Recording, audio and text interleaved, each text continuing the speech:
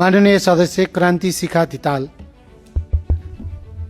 सम्माननीय सभामुख महोदय, त्रिभुवन विश्वविद्यालयमा प्रत्येक सेमेस्टरमा 80% भौतिक उपस्थितिको नियमको उद्देश्य राम्रो थियो, नियमितता र गुणस्तरीय शिक्षा सुनिश्चित गर्नु। तर सोचौँ त भौतिक उपस्थितिको प्रतिशतले मात्रै ज्ञान मापन गर्न सकिन्छ। आज विश्व खुला ज्ञानको युगमा प्रवेश गरिसकेको छ, तर हामी अझै पनि विद्यार्थीको क्षमताभन्दा बेन्चमा बसेको समय गन्ने मानसिकतामा अल्झिरहेका छौँ। यदि विद्यार्थी कक्षामा बसेर पनि सिकिरहेको छैन भने 100% उपस्थिति पनि निरर्थक रहन्छ। सम्माननीय सभामुख महोदय, अन्तर्राष्ट्रिय अभ्यासको कुरा गर्ने हो भने त्यहाँ लचकता छ, विकल्प छ, प्रविधिमा पहुँच पनि छ।